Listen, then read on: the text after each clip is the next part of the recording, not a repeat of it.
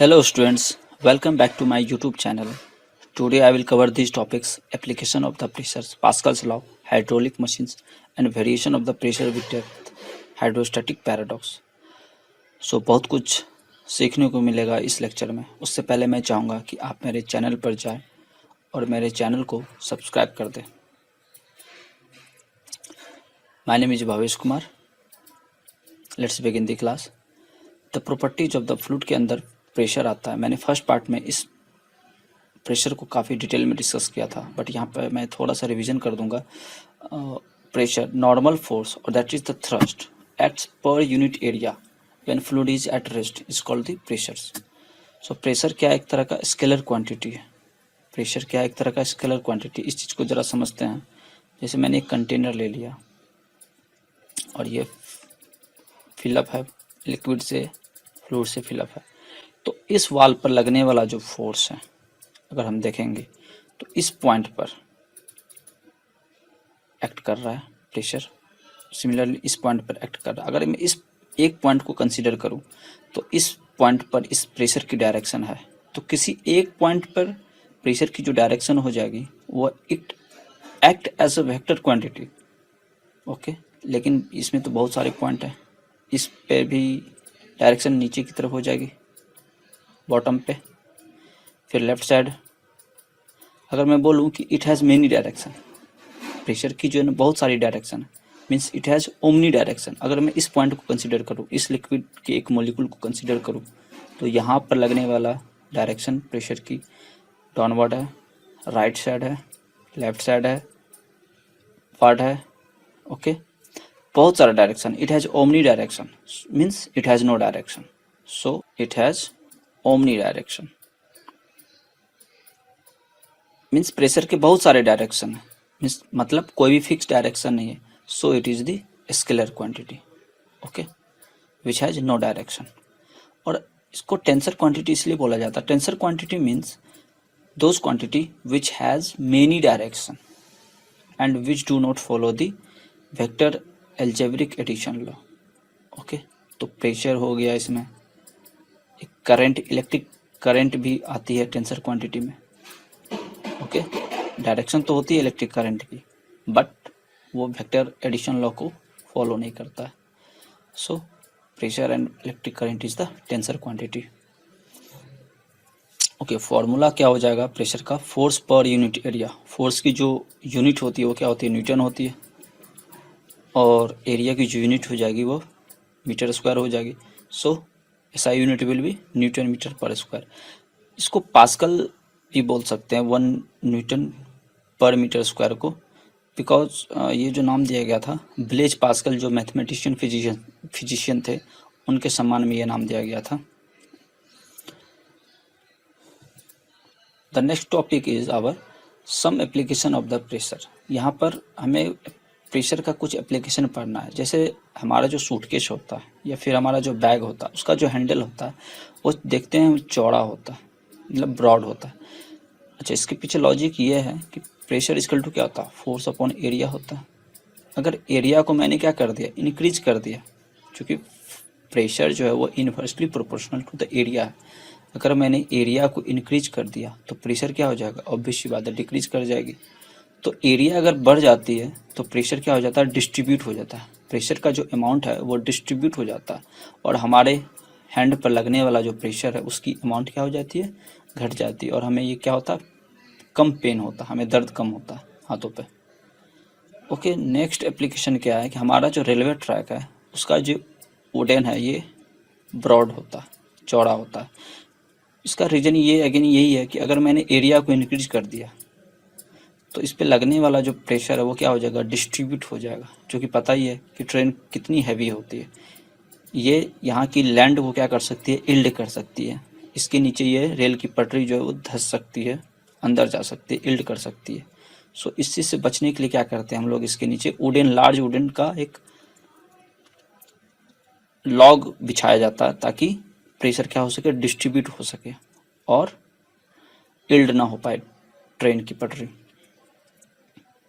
The next application is, it is painful to walk barefooted on the Pewell Edge Road. Okay, ये पीवेल means कंकर पत्थर वाली जो road होती है। ओके, अगर मैं ये इस पर अगर चलूँ, अगर मान लो ये मेरा फुट है, ठीक है, तो क्या हो जाएगा, ये जो कांटेक्ट एरिया ये काफ़ी लेस होता है। अगेन एरिया अगर को मैंने कम कर दिया तो प्रेशर क्या हो जाएगा, इंस्टेंटली बढ़ जाएगा, और हमारा वेट भी काफ़ी ज़्यादा होता है। अगर नीचे से प्रेशर अगर बहुत ज़्यादा लग गया तो क्या हो जाएगा, हमारे पाँव में ये चीज़ चुभेगा ज़्यादा, हमें ज़्यादा पेनफुल होगा, इसलिए इस पर चलना जो है ना मुश्किल हो जाता है। फोर्थ एप्लीकेशन क्या है, पिंस एंड नेल्स को जो है ना पॉइंटेड आउट बनाया जाता है। ऑब्वियस सी बात है, जब भी हम किसी दीवार में कील को लगाना चाहते हैं, ठीक है, तो उसका जो ये पॉइंट होता है वो काफ़ी ज़्यादा क्या होता है, नुकीला होता है, पॉइंटेड होता है। क्योंकि यहाँ का जो कॉन्टेक्ट एरिया है, अगेन इसको क्या कर दिया गया, डिक्रीज कर दिया गया। अगर एरिया डिक्रीज कर दिया गया तो प्रेशर लगने वाला जो होगा वो क्या हो जाएगा, काफ़ी ज़्यादा होगा, और ईजिली ये क्या हो जाएगा, पेंट्रेट कर सकता है किसी भी वॉल के अंदर। तो नेक्स्ट टॉपिक है पास्कल्स लॉ। जरा इस चीज़ को पहले एग्जांपल से समझते हैं। ये मैंने एक बैलून ले लिया है, इसके अंदर मैंने क्या कर दिया, एयर फिलअप कर दिया या कोई लिक्विड फिलअप कर दिया। एयर भी एक तरह का क्या है, फ्लूइड है, और कोई लिक्विड भी एक तरह का क्या है, फ्लूइड है, तो मैंने इसमें फ्लूइड फिलअप कर दिया। ओके, किसी एक पॉइंट पर देख रहे हैं, यहाँ पर ये जो लगा रहा है, इधर लगा रहा है प्रेशर, ये इधर लगा रहा है प्रेशर, ये इधर लगा रहा है प्रेशर, ये इधर लगा रहा है प्रेशर। तो हमने क्या किया, किसी एक पॉइंट पर क्या कर दिया, पंक्चर कर दिया, यहाँ पंक्चर कर दिया, और यहाँ पे मैंने क्या लगा दिया, गेज लगा दिया। लेट से इसका जो रीडिंग है वो मान लेते हैं 3 आ रहा है, ठीक है। यहाँ पे मैंने पंक्चर कर दिया, और यहाँ पर मैंने क्या लगा दिया, गेज लगा दिया। क्या देख रहे हैं, यहाँ पर की जो रीडिंग है वो भी 3 आ रही है। यहाँ पर मैंने एक गेज लगा दिया फिर से, और यहाँ जो मैंने देखा रीडिंग इसकी भी क्या आ रही है, 3 आ रही है। मतलब हर एक जगह मैंने अगर पंक्चर करके गेज मीटर लगाया, गेज एक इंस्ट्रूमेंट है जो प्रेशर मेजर करता है, अगर मैंने उस चीज़ को लगा दिया तो क्या हो जाएगा, सारे के सारे प्रेशर सेम अमाउंट में दिखाएंगे। वो जो निडल है वो जो शो करेगा वो रीडिंग सेम करेगा। तो इससे क्या पता चल रहा है कि किसी एक स्मॉल एरिया में लगने वाला जो ये प्रेशर है वो सेम अमाउंट का होता है। ओके, सेम अमाउंट होता है। जैसे इस पॉइंट पर अगर मैं कंसिडर करूँ, एक मॉलिक्यूल को कंसिडर करूँ, तो इसका जो प्रेशर का डायरेक्शन है ये अपवर्ड होगा, फिर राइट साइड होगा, फिर लेफ्ट साइड होगा, फिर ये डाउनवर्ड होगा, फिर ये अप होगा, फिर मतलब एक तरह का ये ओमनी डायरेक्शन है। इस प्रेशर की जो डायरेक्शन है ये ओमनी डायरेक्शन है। ओके, तो हम ऐसा बोल सकते हैं किसी एक पॉइंट पर it has acts in all direction. ये जो प्रेशर जो लगने वाला है ये हर एक डायरेक्शन में लगने वाला है, और इसके अंदर यहाँ भी प्रेशर, यहाँ भी प्रेशर, यहाँ भी प्रेशर, यहाँ भी प्रेशर, जो प्रेशर की जो अमाउंट है वो क्या है, इक्वल है। Okay, so pressure inside a fluid at every point is same and acts in all direction if they are at the same depth. अच्छा, इस चीज़ को मैं अभी डिटेल में समझाऊंगा। सो ये जो हमारा गॉज लगा हुआ, ये जो पंक्चर मैंने किया और ये जो मैंने पंक्चर किया, इनके बीच का जो हाइट है वो लगभग नेग्लिजिबल मैंने कर दिया, ऑलमोस्ट नेग्लिजिबल है, ये कंसिडर नहीं किया मैंने इसके हाइट को।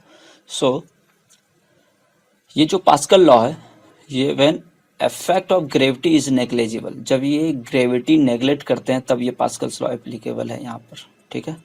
और उस कंडीशन पर जो प्रेशर हो जाएगी वो इक्वल हो जाएगी हर एक पॉइंट पर। ओके, तो ये पॉइंट ध्यान रखना है नोट में। This law is applicable only when effect of gravity negligible. इस चीज़ को ध्यान रखना है यहाँ पर कि ये जो पास्कल्स लॉ है और इसकी जो प्रेशर की जो अमाउंट है वो इक्वल तभी होगी जब हम इफेक्ट ऑफ ग्रेविटी को क्या कर दें, नेग्लेक्ट कर दें। इस कंटेनर में मैंने लिक्विड ले लिया है और इसके अंदर एक ब्लॉक है जो प्रिज्मेटिक शेप का है, ठीक है। अच्छा, इस सरफेस के परपेंडिकुलर क्या लगेगा, फोर्स, आई मीन प्रेशर लगेगा। लेकिन ये जो परपेंडिकुलर सरफेस है इस पर प्रेशर क्या करेगा, नॉर्मली एक्ट करेगा। पता ही है कि प्रेशर जो है वो कैसे एक्ट करता है, नॉर्मली एक्ट करता है। सो यहाँ पर हम क्या देख रहे हैं कि यहाँ पर लगने वाला जो प्रेशर है वो इक्वल है, क्योंकि ये अपने पोजीशन से शिफ्ट नहीं हो रहा, ये अपने पोजीशन से नहीं हिल पा रहा है। आई मीन यहाँ पर ये क्या है, रेस्ट कंडीशन में, मतलब इस पे लगने वाला जो प्रेशर जो अमाउंट है, ओके, ये क्या है, ऑलमोस्ट इक्वल एंड इक्वल है। अच्छा, एक चीज़ यहाँ ध्यान रखना है कि ये जो प्रिज्मेटिक शेप का जो ब्लॉक है ये काफ़ी ज़्यादा स्मॉल है, मतलब यहाँ की जो ये हाइट है ना और ये हाइट ऑलमोस्ट क्या है, बहुत कम है, तभी जाकर के ये चीज़ एप्लीकेबल होगा। क्योंकि यहाँ अगर हाइट को मैंने ज़्यादा ले लिया ना, अगर मैंने इस चीज़ को ज़्यादा ले लिया तो इफेक्ट ऑफ ग्रेविटी उसमें कंसिडर करना पड़ेगा, इसीलिए कि यहाँ पर हमने हाइट को नेगलेक्ट करना है, मीन्स मतलब ये इतना छोटा है कि ये हाइट मैटर नहीं करता। ओके, हमारा जो नेक्स्ट टॉपिक है variation of the pressure with depth, उसमें ये चीज़ क्लियर हो जाएगा कि ये हाइट का क्या फ़र्क पड़ता है। ओके, सो यहाँ पर हम क्या देख रहे हैं कि यहाँ पर लगने वाला जो प्रेशर है वो इक्वल है, क्योंकि ये अपने पोजीशन से शिफ्ट नहीं हो रहा, ये एक ही कंडीशन पे, एक ही रेस्ट पोजीशन पे रुका हुआ, मतलब यहाँ पे लगने वाला जो प्रेशर है वो क्या है, इक्वल है, तभी तो ये अपनी पोजीशन पे क्या है, इक्विलिब्रियम पोजीशन पे। ठीक है, so the pressure at every point is same, okay, and acts in all direction. ये देखो, ये इधर भी लग रही है, ये इधर भी लग रही है, ये इधर भी लग रही है। ओके, सो हमारा नेक्स्ट टॉपिक है हाइड्रोलिक मशीन्स। हाइड्रोलिक मशीन्स के अंदर है हाइड्रोलिक लिफ्ट है। ओके, जैसे यहाँ पर एक ये डायग्राम जो दिखाया गया है यहाँ पर, ये हाइड्रोलिक लिफ्ट का है। इसके अंदर जो फ्लूइड फिलअप है, हमने अभी जस्ट ये सीखा था कि लिक्विड के अंदर लगने वाला जो प्रेशर है जब रेस्ट कंडीशन में होती है तो वो इक्वल होती है। यहाँ की जो प्रेशर है, यहाँ की जो प्रेशर है, यहाँ की जो प्रेशर है, यहाँ की जो प्रेशर है, वो क्या हो जाएगी, सभी जगह इक्वल होगी according to the Pascal's law.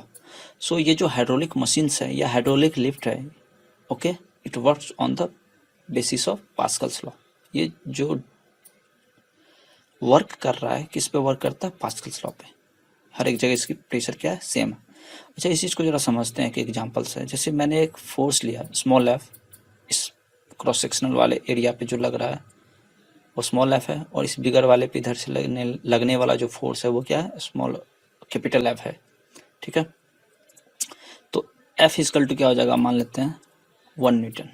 Okay, और यहाँ जो क्रॉस सेक्शनल एरिया है इसको मैंने ले लिया 1 मीटर स्क्वायर। ओके, कितना ले लिया मैंने, 1 मीटर स्क्वायर। ओके, यहाँ पे मैंने फोर्स लगाया, यहाँ का जो प्रेशर जनरेट होगा वो कितना हो जाएगा, स्मॉल एफ अपॉन ए हो जाएगा, मतलब 1 अपॉन कितना हो जाएगा, 1 मीन्स 1 पास्कल का प्रेशर लगेगा। कितना लगेगा यहाँ पर, 1 पास्कल का प्रेशर लगेगा।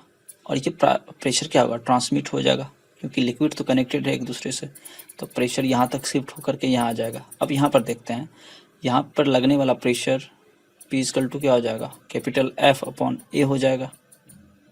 ओके, अच्छा, यहाँ का जो मैंने एरिया माना है वो ले लेते हैं कैपिटल ए, और वो ले लेते हैं कितना, 1000 मीटर स्क्वायर। ओके, अब मैंने क्या कर दिया यहाँ पर, P equal to F upon 1000। ठीक है, और ये P कितना है, देखो 1 पास्कल है। यहाँ पे देखो ये ट्रांसमिट होकर के आया है यहाँ पर, क्योंकि प्रेशर तो हर जगह सेम ही होगा, तो इस पे लगने वाला भी प्रेशर क्या हो जाएगा, सेम हो जाएगा। तो कितना हो जाएगा, F equal to 1 into 1000, means यहाँ पर लगने वाला जो प्रेशर मैंने देखा वो कितना आ रहा है, 1000। यहाँ पर लगने वाला जो फोर्स है वो ऑलमोस्ट कितना आ रहा है, 1000 न्यूटन के अप्रॉक्स आ रहा है। मतलब यहाँ जो लोड है अगर हम 1000 तक रखें तो इस चीज़ को ये क्या कर सकता है, लिफ्ट कर सकता है। ठीक है, तो इससे यह पता चलता है कि एक स्मॉल फोर्स मैंने अप्लाई किया और हमें मिला कितना, लार्ज एक फोर्स मिला। This shows that the small force applied on the small piston will appearing as a very large force on the large piston. So इस लार्ज पिस्टन पे हमें क्या मिल रहा है, काफ़ी ज़्यादा फोर्स मिल रहा है। ओके, और ये बहुत सारे जो पिस्टन है फ्रिक्शनलेस पिस्टन है। ओके, कि हम छोटा सा फोर्स लगा रहे हैं और हमें लार्ज अमाउंट में फोर्स मिल रहा है। ओके, तो क्या हम ऐसा बोल सकते हैं क्या कि हमने वर्क जो है वो कम किया है और मिलने वाला जो वर्क है वो काफ़ी ज़्यादा अमाउंट में, मतलब क्या कोई ऐसा मशीन है जो कम काम करे, मतलब कम वर्क करके भी हमें वो ज़्यादा आउटपुट ऑफ वर्क दे दे, क्या ऐसा पॉसिबल हो सकता है क्या, नहीं।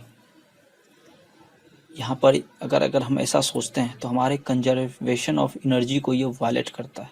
ऐसा कोई मशीन नहीं बनी है जो कम काम करे और हमें क्या करे, हाई अमाउंट ऑफ वर्क दे जाए। ओके, इस चीज़ को मैं ऐसे एक्सप्लेन करूँगा, आओ देखते हैं ज़रा।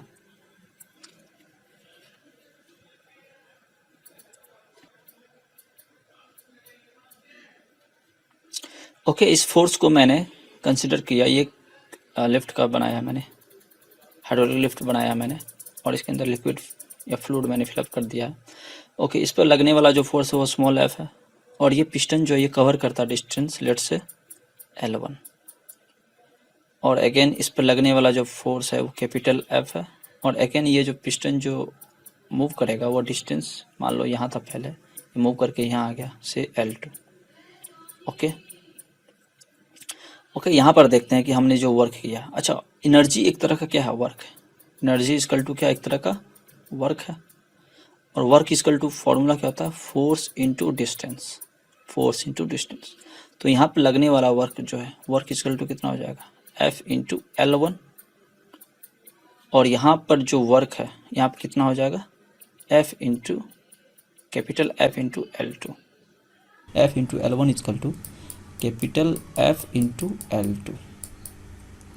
ठीक है। अच्छा, मैंने अभी प्रीवियस एग्जाम्पल में जब इसको समझाया था, यहाँ पर मैंने जो फोर्स लिया था लेट से 1 न्यूटन था ये, ठीक है, इंटू L1 इक्वल टू, ये क्या था, 1000 न्यूटन आया था आउटपुट, इंटू L2। तो क्या देख रहे हैं, ये 1 इंटू L1 कितना हो जाएगा, L1 equal to 1000 of L2। यहाँ पर क्या देख रहे हैं कि L1 जो डिस्टेंस है इसको कितना कवर करना पड़ेगा, 1000 टाइम्स ऑफ L2। मतलब अगर L2 अगर मान लो 1 मीटर अगर चलती है, मान लो L2 अगर 1 मीटर ऊपर की तरफ शिफ्ट होती है, तो L1 को कितना शिफ्ट होना पड़ेगा, 1000 मीटर। तो देखो यहाँ पर ये कंजर्वेशन ऑफ एनर्जी को क्या कर रहा है, फेल होने से बचा रहा है। मतलब यहाँ पर कंजर्वेशन ऑफ एनर्जी वर्क कर रहा है। तो हम जितना ज़्यादा फोर्स लगाएंगे, उतना कम डिस्टेंस कवर करना पड़ेगा। हम जितना कम फोर्स लगाएंगे उतना हमें ज़्यादा डिस्टेंस कवर करना पड़ेगा, और इस तरह से हमारा क्या हो सकता है, या क्या होता है, एनर्जी हमारा कंजर्व हो जाता है। ठीक है, तो इस चीज़ को हम ऐसे समझ सकते हैं।